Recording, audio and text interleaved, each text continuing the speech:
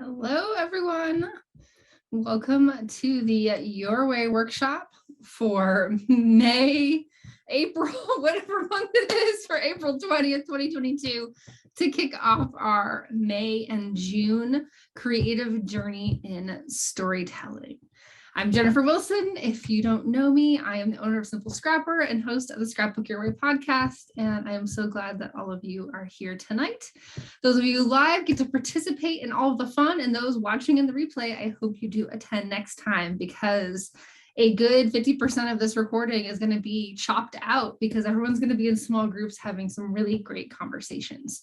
And that's what we do here at the Your Way workshops. We gather together, we tackle some questions around a specific topic, we learn from each other, and at the end, we'll share the takeaways. But the real juicy stuff, I promise you, happens in the small groups. It's not always the stuff that's shared at the end.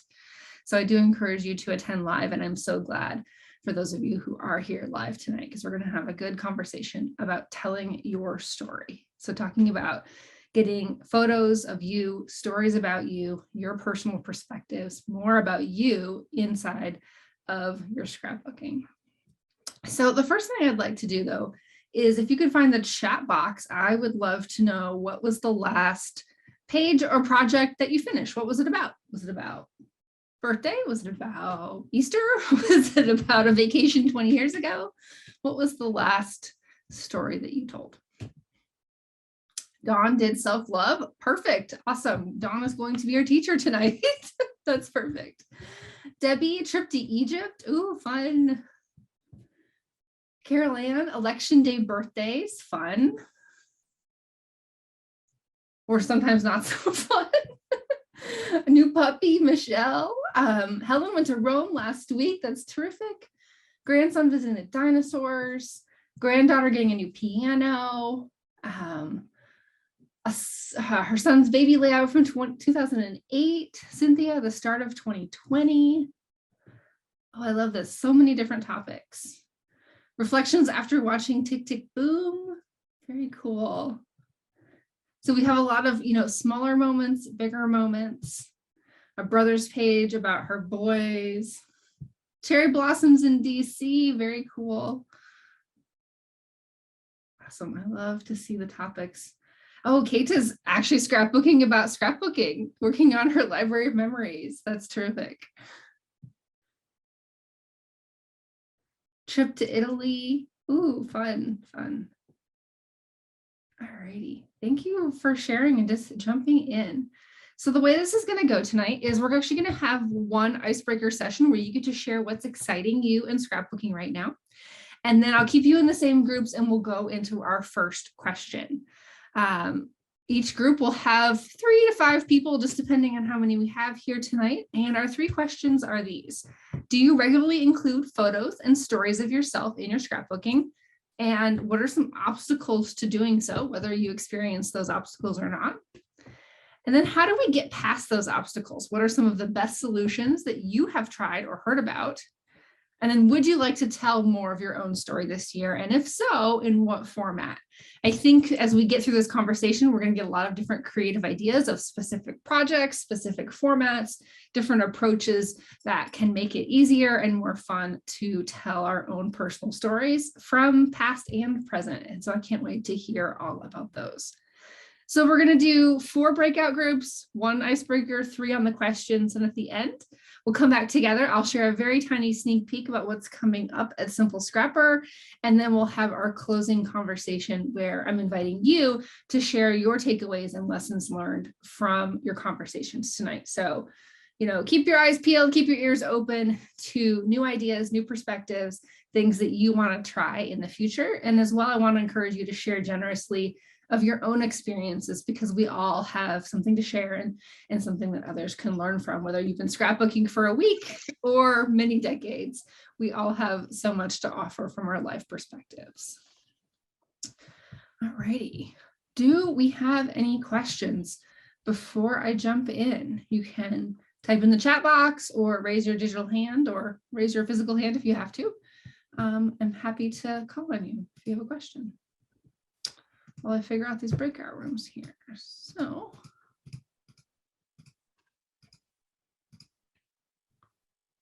I'll do it this way. No questions? Okay. Let's create the rooms, and I'm going to send you off to talk about what's exciting you now in scrapbooking. Okay. So as promised, I'm going to keep you in the same group for the first round because you've already developed a rapport. Hopefully you got through everyone for that first part. You can continue now to talk about, do you regularly include photos and stories of yourself in your scrapbooking? And whether you do or not, what are some of the obstacles to doing that? I kind of like to just get it out on the table. What are some of the reasons people find that sometimes challenging? Or what are the limitations that you face in doing it? So let's jump in again. Okay. Our next question here is, how do we now get past these obstacles of telling more stories about yourself? Whether it's not enough photos, not knowing what to say, feeling like you're not the important subject matter. I'd love to hear what are some of your best solutions that you've tried or that you know of. You've heard on the podcast, you've heard others talk about, you've seen others try. We just want to just share ideas, whether or not you've jumped into them or not. I am going to recycle the groups here to let you meet some new faces. And yeah, let's jump in, and I will make sure to send you all the questions as well. So good luck and have fun. Alrighty, good conversations, new ideas, insights, I hope. Okay, so one more question, and then we'll come all back together at the end. So now we're just going to think towards the future. What would you like to tell more of your own story this year? And if so, in what format? Or maybe you already have something planned that you're working on or have been thinking about, or maybe you're like me and you just bought something and it's sitting on your desk blank and ready to go, but you're trying to jump in.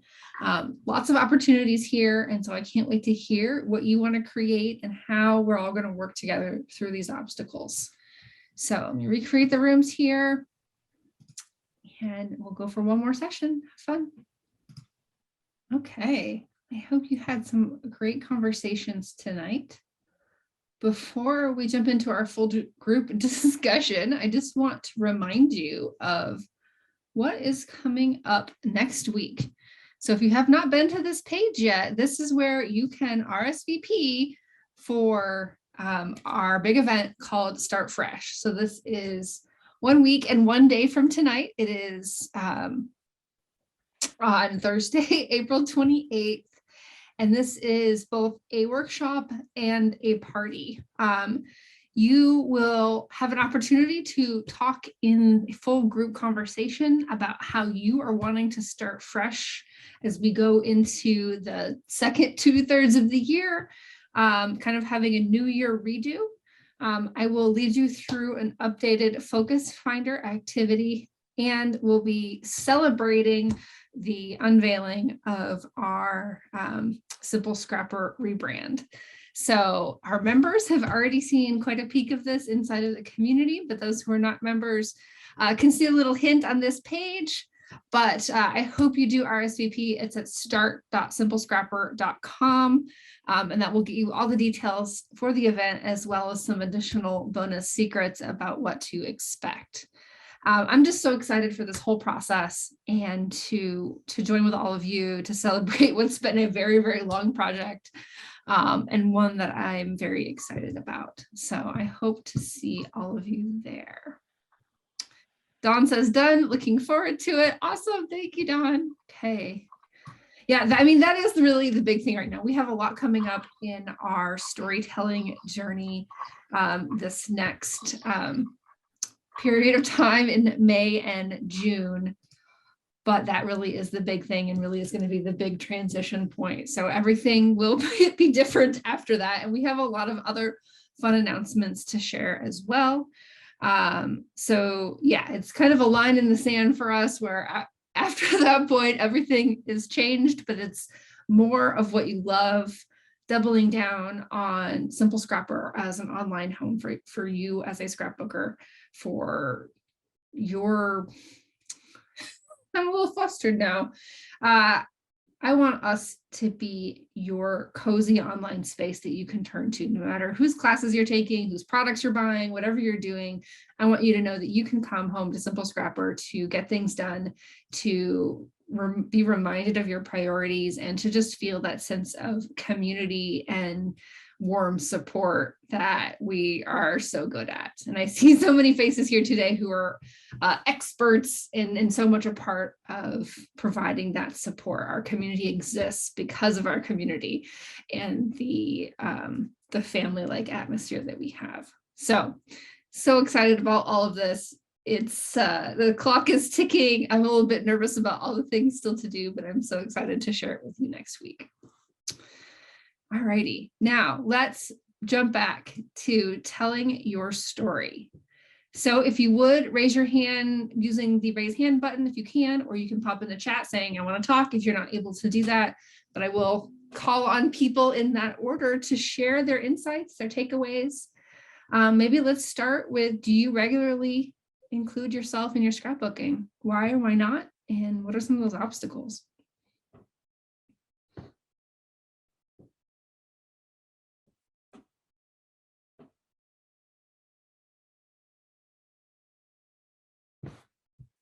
Linda. We had discussions about things like we're the ones behind the camera, not in front of it, because we're taking pictures of our family. So that was one identified obstacle. My identified obstacle is I suck at taking selfies, and I do. You would believe what I can do with a selfie. It's ridiculous. And time is another one. We're busy taking time to tell our family stories. Maybe we don't take time to tell our own. So those are just a few we identified. Awesome. Thank you, Linda. Monica. I started making sure I got in the photos when my oldest was leaving for college. Possibly before then, and I'd done something when they were younger, but there were years when there weren't that much. I was hit or miss with some of that. But now I'm constantly, I never know, after I lost my parents, I never know when it'll be the last time I see somebody. And I like having those photos of us, even if it's just a selfie with something in the background. But I did talk about different ways to kind of have you in there. It doesn't have to be your face. It doesn't have to be the full face. I've done a lot of feet pictures, our feet where we're standing. Those are kind of fun. They tell some stories. My hands, we were at a distillery in Kentucky a couple of weeks ago, and I have my drink with, you can see the logo of the distillery. I'm focused on that. And in the background is the plant, the distillery set up, right? And so those all tell a story, and there's something about that as well. So lots of different ways to see things. And I would tell people, just keep taking them and delete them. You can't get better at selfies or any photos until you take a bunch of pictures and try changing the angles a little bit. My arms are short, but I have a picture from the DC area with Longwood with the tulips. And there is a whole big colorful thing of tulips. Like, I'm way off to the side here, right? But it was a great day for me to go out and see that. And I wanted to have those pictures. So the more you take them, the easier it gets. I really appreciate your point about including your hands or your feet, is that not every photo that includes you has to be a full body shot. If you're feeling particularly vulnerable with that, then, focus on other parts of your body, or focus on just slivers of things to be able to show that you were there. Jenny. We talked about not being afraid to start small. Like, it doesn't have to be a masterpiece. And it doesn't have to be, a bucket list type story. It could just be something simple as, I like ice cream. And that's just your starting point. You don't have to expect yourself to have these grandiose, beautiful pages at the beginning. And if you make a page and you don't like it, you can always make another one.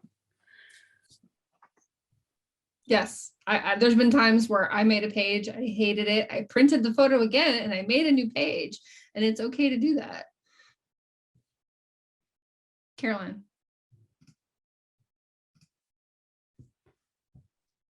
Well, one of the things that my group talked about in the first part was taking candid photos of your friends when you're together, or having your husband or your significant other or your kid take candid photos of you, and then sharing those photos.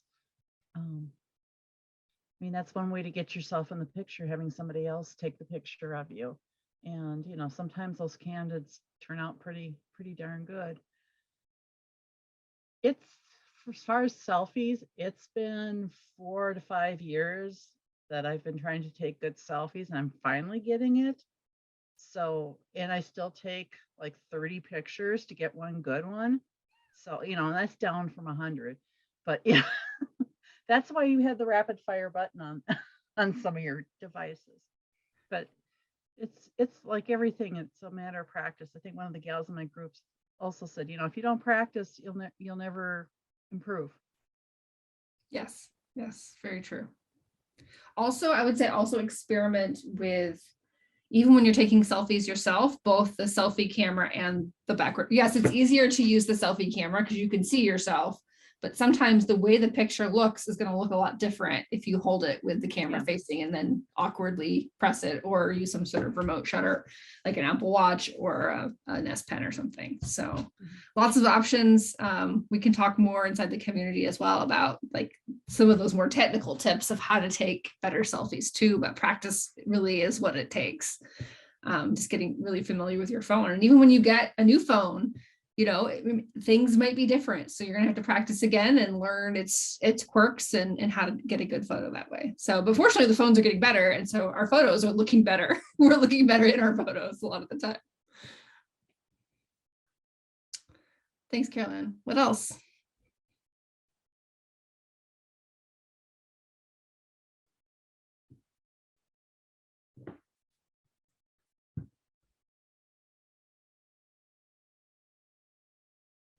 Jenny?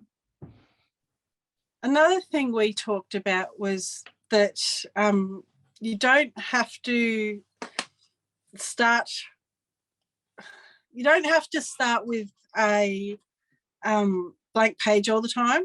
You can start by leaving yourself little breadcrumbs. Like, what is it about scrapbooking that drives you? Are you about the story or the photos or the product? So if you find something that sparks your inspiration, start with that. If you think of a story, write it down, go there. If you find a piece of ephemera that you love and you want to use on a page, start there.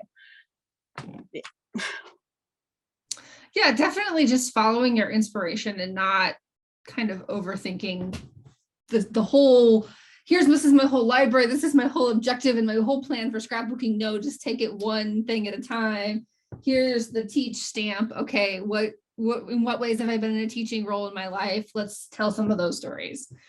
You know, there's lots of ways to just get started with one thing rather than feeling like you have to have the master plan and have it all figured out. So that's awesome. Thanks, Jenny.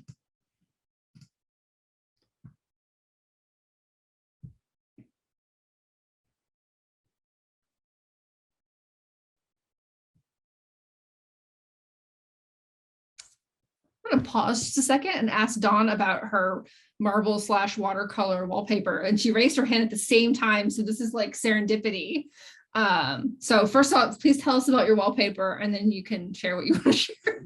Thank you. Yes, you know, it hasn't been on camera for quite some time because I changed the configuration of my office. So when I'm at work, I'm like this now with the background blurred. But when I first got it, everyone thought it was a fake background, right? But it's just off Etsy. It's just wallpaper, 2 big long strips off Etsy, and doesn't go all the way to the floor. It just goes, you know, behind my cabinet there, and it stops kind of part way where my taller cabinet here. So it's not great, but it's lovely and it's my colors and I love it. So yeah, it's beautiful. We were talking about just, you know, looking at how Allie Edwards does her day in the life and things like that, week in the life, where she, you know, she sets up the camera on the end of the counter and she's doing dishes there. And I think that for us, you know, it could feel very awkward, but I think if you can kind of train yourself to start doing those, I mean, we've all kind of gotten the habit of, you know, doing the the feet and the drinks and the hands, but I think some of those, getting ourselves in the shot, doing laundry or doing the dishes, or like someone said they had a kitchen reno lately, and when they look back and they see themselves in their new kitchen, it's like, man, do you remember the old kitchen and how it was? And so I think just although it feels odd at first, I think trying to train ourselves to do that would be great. It's, I think, something I'm going to try and do a bit more of. Yes, I have to say that I have not done that as much as I would have liked, but the one year that I did that, like very intentionally for Week in the Life, those are some of my favorite photos of all time. I still go back to that week to use some of those photos. And it's surprising how, if one of your issues is maybe, well, that photo is not so flattering, like when you're actually doing something, like you're loading the dishwasher or whatever, it looks very normal and natural versus when we're trying to pose and to look good. So I've just been so surprised at how awesome those photos were. So thanks. That's an awesome tip. All right. What else? What's Michelle? I just wanted to add that when I did Week in the Life for the first time in 2020 was an excellent exercise on getting myself into my photos. Mhm. I did like really weird, I would put my phone in the oven and like stage putting something in the oven or taking something out of the oven. And I tried to kind of like play with I made my husband stand outside and take a picture of me like through the window washing the dishes like from the front. Like we did all kinds of like funny things, and he's really good at whenever we're somewhere, he'll say like, give me your phone, let me get some pictures, and he takes pictures of me to get me into the story because he knows how important it is to me. So yeah, Week in the Life, he probably enjoyed the project more than I did because he was like, oh, what if I stood on top of the bookcase and like trying to get like different pictures of like us in our house. So we're looking forward to doing it again in June this year. But that was an excellent, before that it was like a selfie or nothing because there was no other way. I do kind of what I think it was someone said, where your feet are. I do a lot of like standing in the water, standing in a puddle, like kind of feet pictures. But if it's not, taken by somebody else, it's usually a selfie. But yeah, I just wanted to say that about Week in the Life. If you haven't done it, I suggest it's a good exercise on getting yourself in your stories. Yeah, and making it feel more comfortable, kind of with like a crash course of doing it all the time for a week. It instantly becomes more second nature. Yeah, I have like a mini selfie stick that turns into a tripod, and I was like setting it up in the grocery store, like whatever, I didn't care. I love it. I really like the idea of the ones like inside the oven or inside the refrigerator. Those can be really fun photos too. So thanks for reminding us of those. Yeah.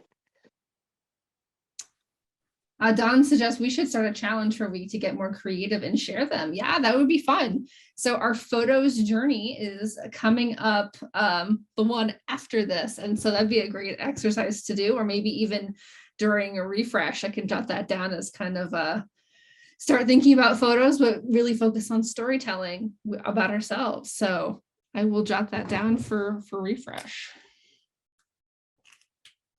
What else?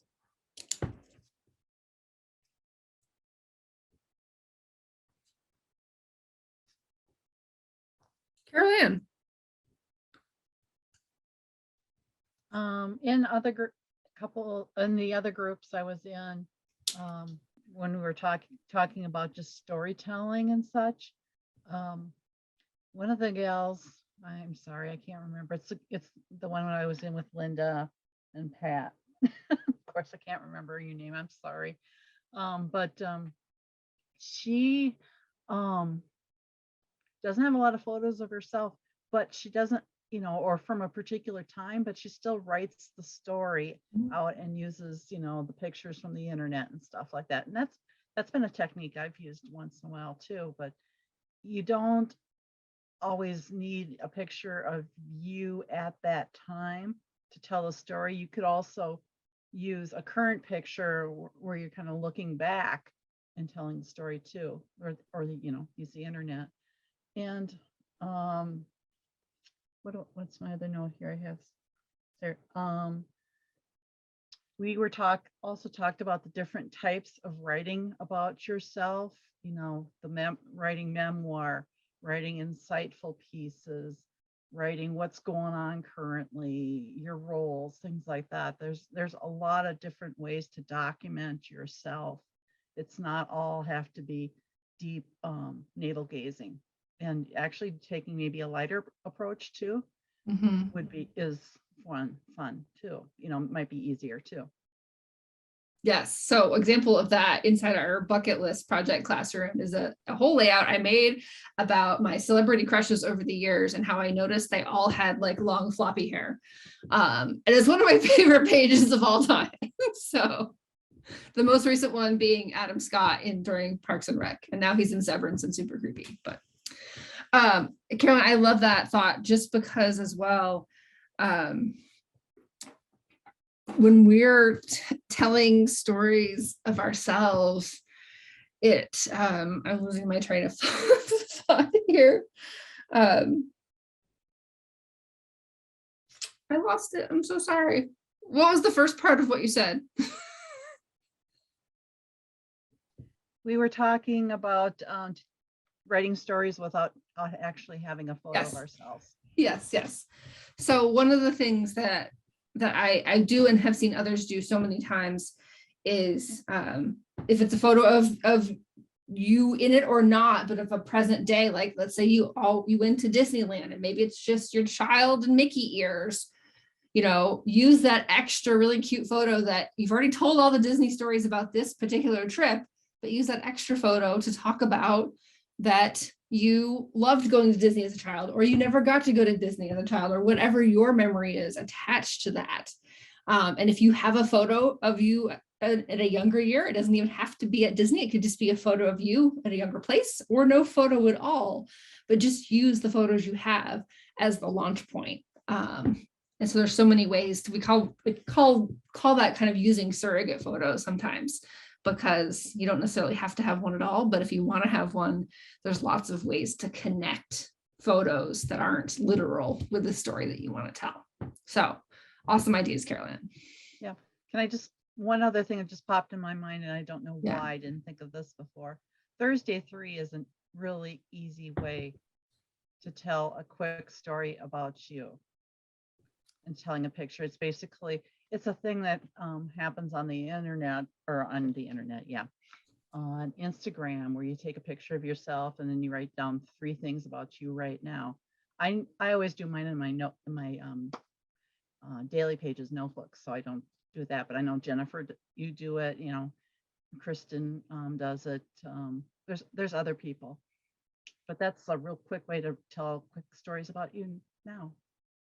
Well, it also just like, it's a really simple practice to document something in a very casual way. And then you have that to scrapbook later if you want.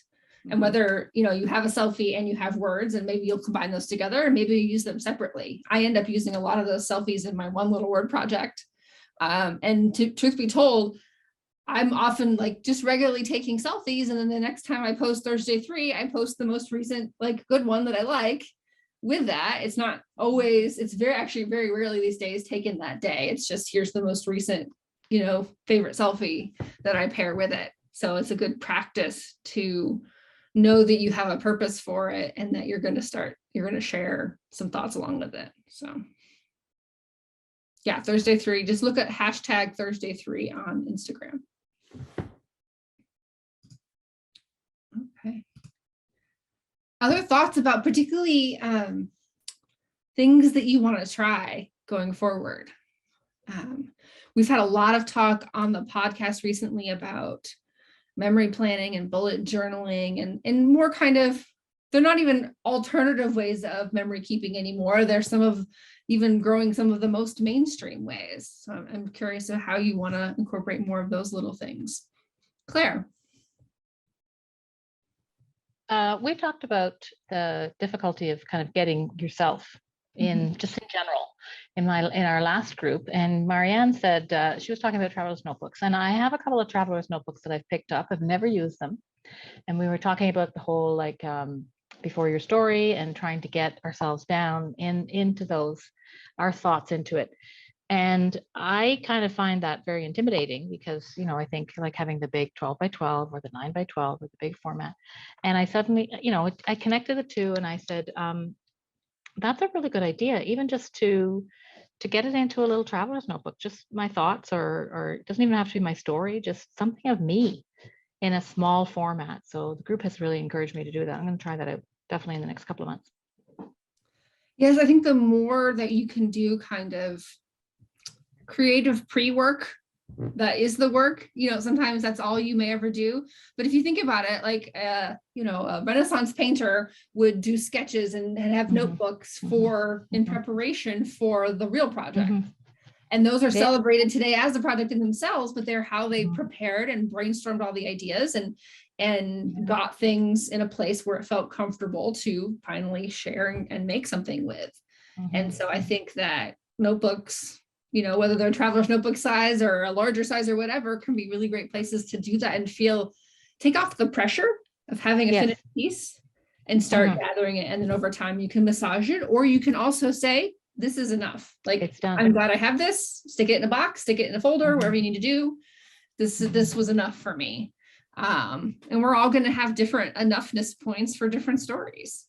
And I think also we had, somebody mentioned in one of the groups, is that almost like whether it's worthwhile. That came up in the second group, that how do you get past the hospital, and whether it's worthwhile, you know, getting yourself. And I said, wow, like, I mean, so many of us have the shoebox of photos that, and I have that with my mother-in-law. I have no idea who the people are. I want dying to tell her story. She's passed, my husband has passed away. So I have nobody to reach out to and say, well, who's in these photos? So you know what? I think I'm just going to take them as part of her personality and just sort of put them down. At least it's something. But you know, I'd love to be able to sit with her and to say, I'd love it if she had written down even on the back of the photos what was happening and who were the people and what date was it and whatever. So I think, you know, the idea of whether something is worthwhile, I don't think that occurs to me, because I'd love to be able to sit down with some of the people in my past and say, what was it like during, you know, my grandmother dodged bullets from the 1916 Irish Rebellion on Easter Sunday morning while she was pregnant with one of my older uncles. I'd love to be able to sit down and say, what was that like? She'd probably say, oh, well, no, you know, whatever. But just to know that story, to be able to get a little bit deeper in that would just be incredible. So I don't think there is is it worthwhile? I think it is worthwhile. It's just a given. Somebody will, you know, I said, there may not be somebody now, you know, your son or daughter or whatever may say, oh, well, big deal. But you've got to have a grandchild or a great grandchild who would say, oh, like me, you know, in that situation, who'd say, wow, what was it like? What was it? My great grandmother moved from out in a tiny little village with thatched cottages in Ireland into the city of Dublin, which was a big industrial city in the middle of the industrial age. I'd love to know what that was like for her. I'd love to know what were her thoughts. How did she feel? The trepidation, the worry. Are we going to make it? We've got nothing to go back to, you know. Oh man, it's always worthwhile. And Caroline just put up in the chat that it's history, it's worthwhile. You're absolutely right. Thank you. I think we as women suffer from that. Is anybody going to read this? Is anybody going to care? Yeah. It's called, what do they call it? Primary source. Yes. Yeah. We Anyway, are primary sources for sure. Yes, we are. Thank you, Claire. That's beautiful. Mm-hmm. Jenny also adds another idea is to find mentors, those who are doing this type of scrapbooking and follow along with their classes and examples as ways to model it and to make it a little bit easier. And there's definitely so many of them out there today as well. So. This has been an awesome conversation. Do we have any final points as we wrap up here tonight?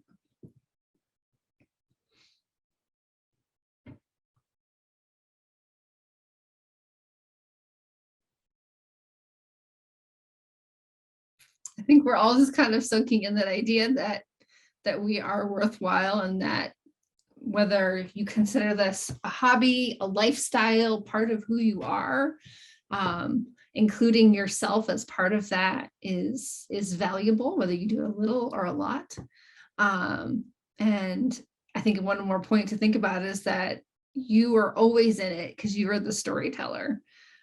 Whether you're telling it in first person and you're telling you about other people, most likely you're already including yourself in the story. You just may not be thinking about it that you are. So I want you to celebrate that, because you're doing the storytelling, you're writing things down, you're taking photos, you're capturing it. You are your family's memory keeper, and that's worth celebrating all by itself. Well, I want to thank all of you for being here tonight. I love these workshops. I love that you get a chance to chat with each other. I love to get to hear from so many of you and see your smiling faces. I really appreciate your time. If you have not yet RSVP'd for Start Fresh, it is start.simplescrapper.com. I hope to see you there. Of course, it will be recorded if you can't attend live. Everything will all be shared on the new website on that day as well. Yeah, I hope to see you all again soon. And if you're not yet a member, I would love for you to consider joining us inside of our community. It is super cozy and super fun, and we have a lot coming up during our storytelling journey. I hope you have a great remainder of your week. Take care.